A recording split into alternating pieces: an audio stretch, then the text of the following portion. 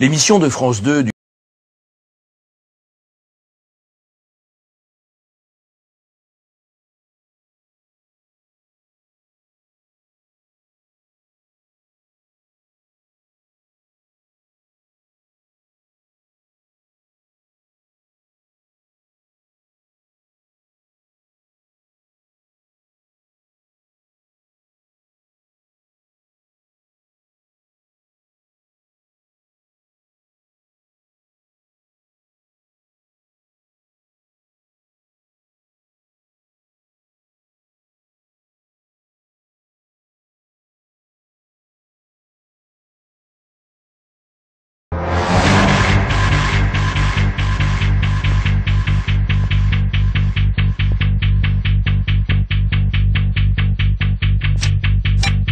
3 octobre 2011, 22h45. France 2 diffuse le magazine Un œil sur la planète, intitulé Un État palestinien est-il encore possible ? 760 000 téléspectateurs, 2h04 d'antenne, France 2 affiche une vérité, une seule, celle des Palestiniens. Et dès la 27e seconde du magazine, générique compris, le présentateur Étienne Lénart, d'un ton assuré, énonce son premier mensonge par omission. Y aura-t-il un jour une Palestine libre aux côtés d'Israël? Les Nations Unies l'avaient prévu. C'était en 1947 au moment de la création de l'État hébreu. Mais le partage n'a pas eu lieu et chacun porte une responsabilité dans cet échec.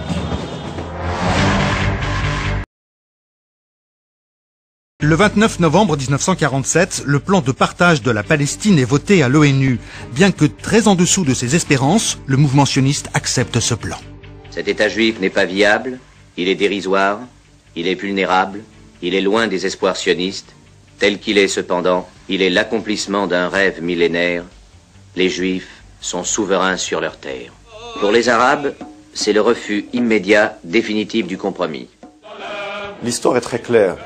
Acceptation du plan de partage par les Juifs, rejet complet par les Arabes, et donc dire aujourd'hui que les responsabilités sont partagées, c'est tout simplement faux. Renvoyer dos à dos les deux parties est une contre-vérité. Un œil sur la planète revisite l'histoire à travers le regard palestinien. Et là, le raccourci me paraît effectivement être un petit peu problématique, dans la mesure où il dissimule quand même le fait que, initialement, au départ, ce sont bien les Palestiniens qui rejettent le plan de partage. L'approche simpliste, partielle et souvent partiale de cette émission a déclenché une très vive polémique. Les journaux se sont fait l'écho du malaise qui régnait au sein des amis d'Israël, obligeant le président du CRIF à réagir dans une lettre adressée à la direction de France Télévisions. Des voix se sont élevées pour défendre France 2, mais ces voix sont venues essentiellement des sites radicaux pro-palestiniens. On ressort les caricatures immondes venues d'un autre temps. Quoi?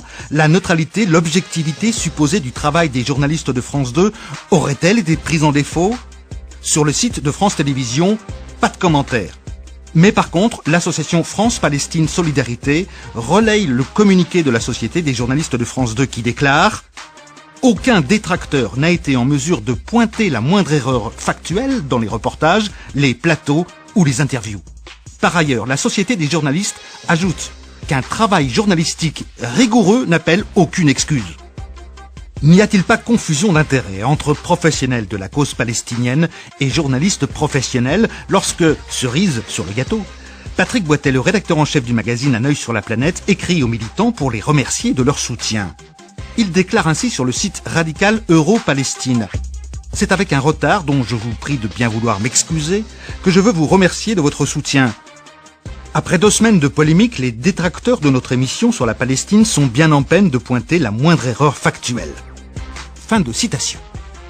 Nous allons donc, preuve à l'appui, démontrer le contraire.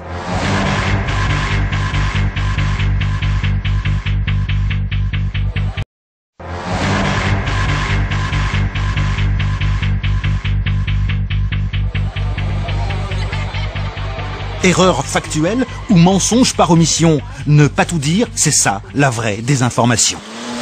Des coureurs automobiles s'affrontent.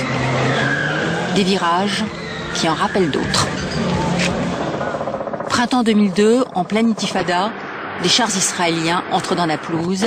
Ainsi, dans son commentaire, cette journaliste expérimentée n'hésite pas, par un effet d'image et d'écriture, à gommer les raisons de l'opération israélienne. Pourquoi faire des chars dans la pelouse? Dans une émission de 2h04, n'y avait-il pas la possibilité de rappeler les raisons de l'intervention israélienne? Alors oublier l'attentat du Parc Hôtel survenu 2 jours auparavant?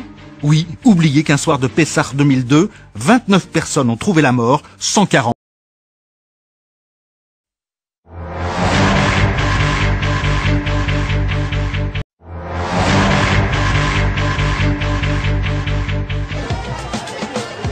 Alors, ce qui m'a frappé dans le reportage, c'est la sympathie, la chaleur de l'engagement pour la cause palestinienne. Et je le dis en toute clarté, c'est normal, c'est justifié. Je ne fais strictement aucun reproche à ce parti pris-là, parce que de nos jours, dans la situation actuelle, il est vrai que la cause palestinienne, quand elle revendique un État à côté d'Israël, a plus de sex appeal, si j'ose dire, que la cause israélienne.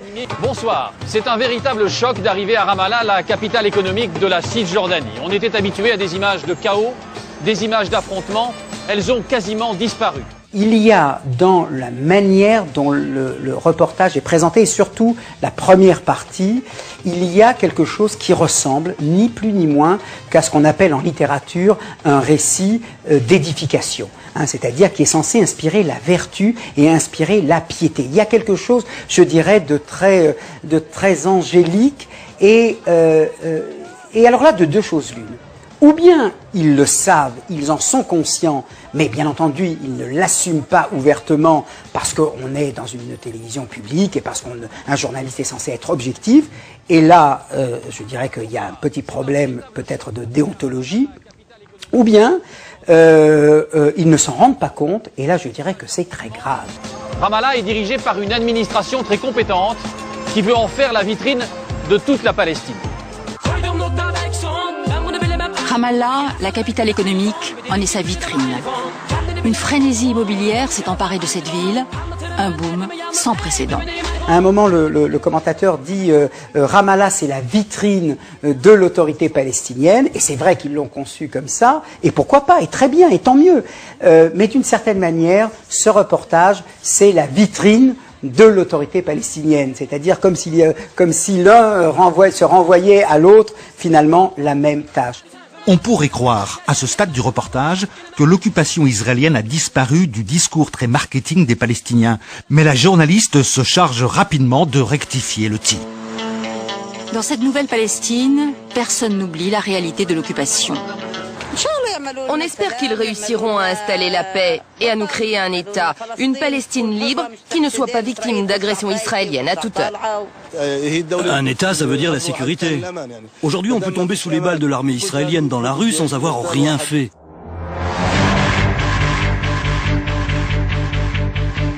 Mensonge. Il n'y a pas eu une seule victime civile en Cisjordanie depuis la fin de l'intifada.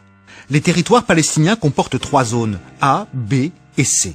La zone A, ici en vert, comporte les 5 grandes villes dont Ramallah. Voici donc une zone sous complète autonomie palestinienne. L'armée israélienne s'est retirée de la zone A depuis la fin de l'intifada et reste à l'extérieur des villes. Encore une erreur factuelle.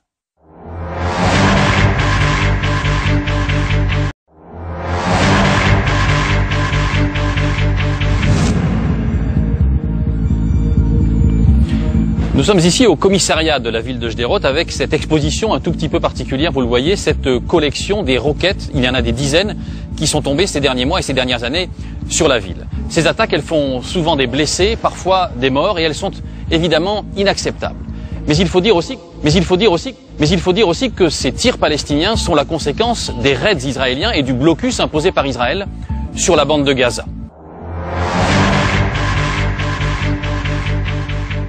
Faux, toujours faux. En feignant de tenir un discours équilibré, Étienne Lennart reprend à son compte la propagande palestinienne qui transforme l'agresseur en agressé.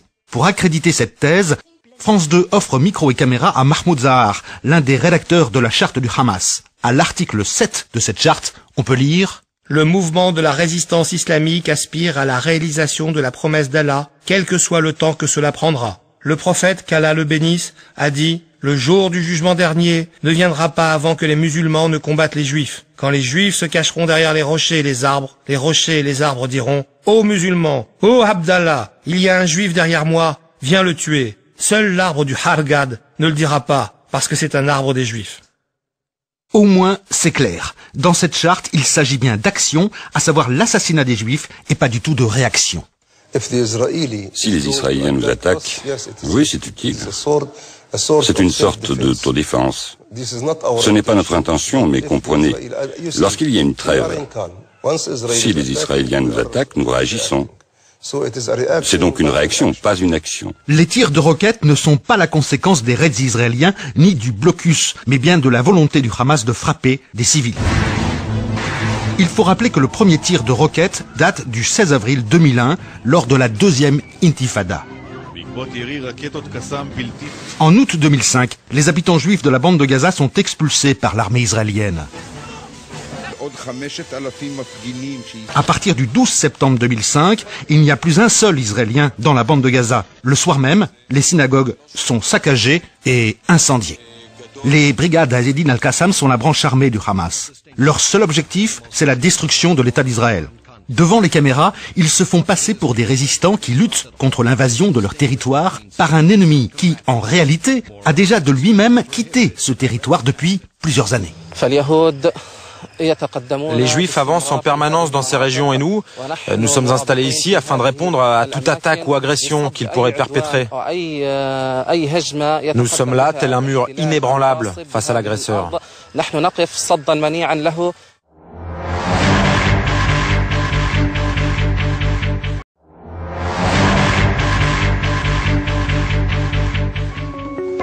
Le reportage est signé Katia Clarins et Valérie Lucas. C'est l'unique entrée vers Gaza depuis Israël. Et elle donne le ton. Katia Clarence connaît bien Gaza. Un tunnel cage. En avril 2011, elle publie Une saison à Gaza, voyage en territoire assiégé, où elle raconte son immersion dans une famille palestinienne avec laquelle elle est entrée en empathie. Katia Clarins rappelle l'enlèvement de Gilad Shalit. Elle n'hésite pas à dénoncer le régime autoritaire du Hamas. Elle montre même un opposant qui ose s'exprimer. Parle des missiles Grad, importés par les tunnels,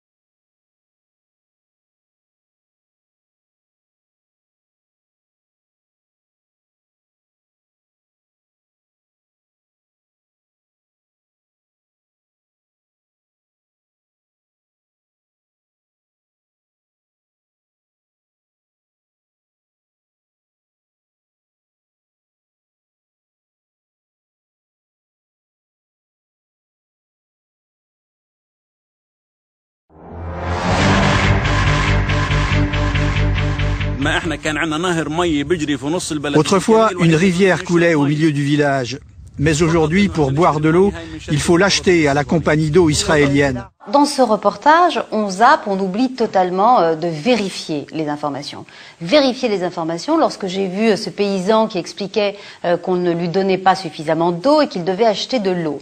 Il y a dans le monde arabe une attitude vis-à-vis de l'eau qui est très différente de celle en Israël parce qu'on n'achète pas l'eau. Alors lorsqu'il dit qu'il faut acheter de l'eau à Mekorot, c'est tout à fait logique puisqu'il y a une coopération entre le gouvernement palestinien et le gouvernement israélien et le gouvernement israélien fournit de l'eau de façon régulière aux Palestiniens. Valérie Offenberg a voulu revoir et corriger un œil sur la planète. Pendant 2 ans, au ministère des Affaires étrangères, elle a été à l'origine de projets innovants au Proche-Orient, justement dans le domaine de l'eau. À 1 kilomètre du campement, la station de pompage israélienne dont les Bédouins ne peuvent pas profiter. Regarde, l'eau est là. Tu l'entends? Ça chante dans nos oreilles. Mais moi et mes enfants, on n'a pas le droit de la boire.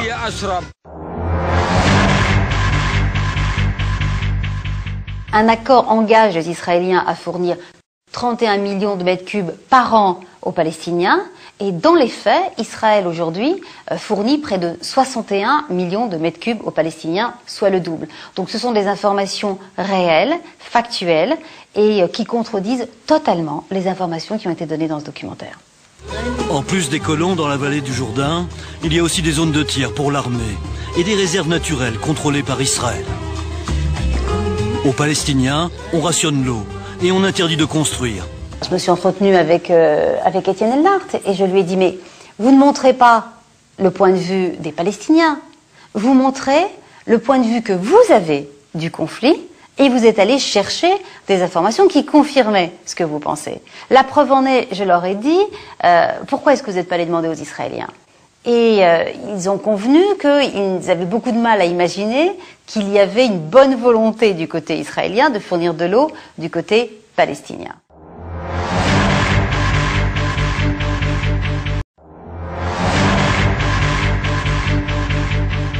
Il existe aux États-Unis un lobby pro-israélien très puissant. Quel est son véritable poids? Regardez l'enquête d'Estelle Loussoufa et Christophe Aubert. Lobby pro-israélien, lobby juif, aurait pu dire Étienne Lennart. L'angle du reportage, lui, est pourtant clairement affiché. France 2 ouvre maintenant une sorte de page spéciale dans cette émission spéciale, avec cette promesse en début de sujet, on va lever le voile sur une puissance occulte. L'AIPAC siège dans ses bureaux flambant neufs à Washington. Depuis plus de 40 ans, ce lobby défend les intérêts de l'État hébreu aux États-Unis. Dans un pays où les campagnes électorales coûtent cher, aucun politicien américain ne peut faire l'économie du soutien financier de l'AIPAC. La position d'un élu sur la question israélienne détermine la générosité du lobby. N'importe quel politicien américain sait que s'il appuie la politique israélienne, s'il ne la remet pas en question, il sera récompensé par de généreuses contributions pour sa campagne électorale que l'AIPAC ou d'autres organisations vont faire distribuer. Soit on soutient Israël parce qu'on est un fou de Dieu, parce qu'on est un illuminé, parce qu'on est un protestant évangélique, etc. Et bien sûr qu'il y en a, et bien sûr qu'ils ont de l'influence, et il fallait bien sûr donc en parler. Soit on est pro-israélien parce que pour aller vite, on est payé par le lobby pro-israélien. En gros, on a le sentiment que les congressistes n'auraient rien demandé d'autre que d'être pro-palestiniens, mais ils en sont empêchés par l'argent qui coule à flot et dont ils ont besoin pour la campagne électorale. Cette thèse d'une position américaine fondée exclusivement sur des calculs électoraux, sur des influences, au détriment du bon sens et de l'intérêt national américain, est évidemment contestable. Elle renvoie de plus à l'idée d'ennemi intérieur ou à minima de double allégeance. Cette présentation des choses pour un public français peu familier ou fasciné du jeu des lobbies aux États-Unis amène le téléspectateur à penser qu'une puissance occulte tire les fils du pouvoir politique grâce à sa puissance financière. Ainsi, le lobby israélien, donc le lobby juif, ferait et déferait la politique américaine, tiendrait entre ses mains la présidence. Bien sûr, c'est-à-dire que c'est l'idée que les Juifs sont les maîtres du monde, et cela remonte au début du XXe siècle, sinon davantage. On pense au protocole des sages de Sion. Mais ce que veut dire en somme cette attaque contre l'EIPAC, c'est que les Juifs américains sont les responsables de la politique des États-Unis vis-à-vis d'Israël. Mais il est évident qu'il y a beaucoup d'autres intérêts qui entrent en jeu dans l'attitude de Washington vis-à-vis d'Israël. Et qu'il y a à la fois des considérations économiques, des considérations militaires, des considérations politiques, et aussi, il ne faut pas oublier, une sympathie profonde à l'intérieur de la population américaine envers Israël. C'est un fait. Alors on peut le déplorer, on peut l'applaudir, mais c'est un fait, on ne peut pas éviter de le constater. Et il existe de l'autre côté des lobbies qui vont à l'encontre, comme par exemple le lobby pétrolier qui rassemble tous ceux qui militent en faveur d'un rapprochement avec les pays arabes. Ainsi, Estelle Youssoufa oublie de préciser qu'il existe un lobby arabe américain extrêmement puissant, c'est peu de le dire. Jetons un œil sur la planète des 10 lobbies les plus importants aux États-Unis. L'Arabie Saoudite, sur la plus haute marche du podium avec près de 100 millions de dollars, distribués sur 10 ans. Puis viennent les Émirats Arabes Unis, l'Irak, le Maroc et la Turquie. Ce rapport fusionnel entre l'Amérique et Israël... En 1985, James Zogby a fondé l'Arab American Institute. C'est cet organisme qui a fait la promotion du livre polémique de Mearsheimer et Walt, Le lobby israélien et la politique étrangère américaine. Avec le professeur John Mearsheimer, il considère que l'influence du lobby est parfois contraire aux intérêts stratégiques des États-Unis. France 2 a terminé le travail. À CNN, le présentateur vedette Wolf Blitzer décroche régulièrement des exclusivités sur Israël. Son réseau de contacts est exceptionnel. Il faut dire que ce journaliste a priori neutre est un ancien membre de l'EIPAC. Il a pu y peaufiner son carnet d'adresses. Puisque Estelle Youssoufa n'hésite pas à dénoncer ses confrères, nous avons voulu savoir si elle était a priori neutre. Estelle Youssoufa est l'ancienne correspondante à Paris d'Al Jazeera en anglais. Elle a travaillé un temps pour iTélé et LCI, puis par la suite elle a rejoint Al Arabiya à Dubaï de 2006 à 2008. On n'est jamais mieux servi que par soi-même.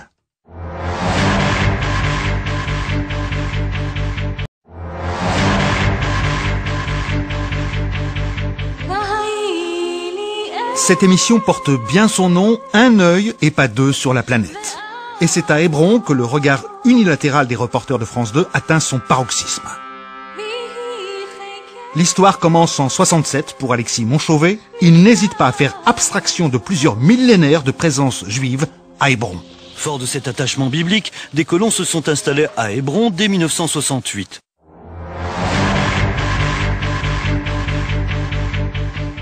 Hébron, en français, ou Hebron en hébreu, est une ville juive depuis près de 4000 ans. Il y a eu une seule période dans l'histoire où il n'y a pas eu de juifs à Hebron, ça a été pendant une courte période de quelques décennies, entre 1929 et 1967. Pourquoi? Parce qu'en 1929, il y a eu un pogrom par Hajj Amin al-Husseini, où 67 juifs ont été massacrés dans les conditions les plus barbares. Mais présenter les juifs de Hebron comme des colons, encore une fois, c'est une aberration historique. Quand on avait encore des vitres ici, tous les jours ils lançaient des objets pour les casser. Et le verre tombait dans la nourriture. Ils ont décidé de prendre parti.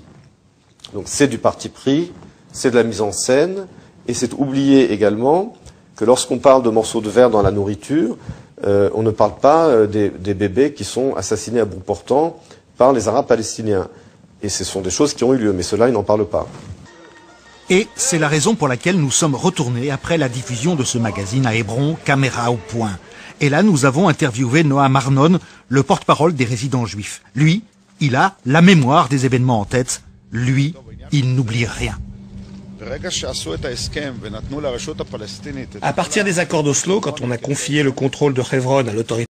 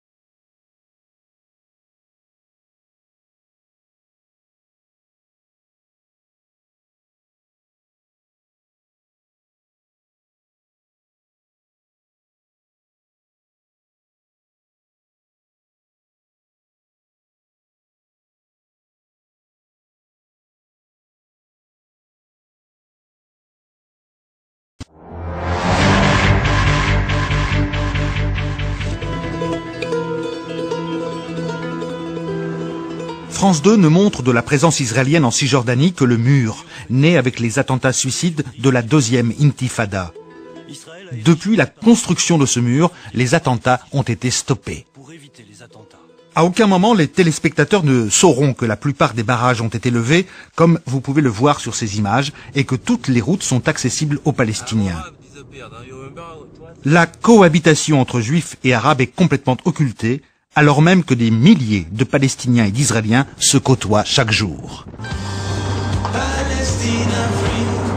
Caméras de surveillance, postes d'observation, les colonies sont des camps retranchés.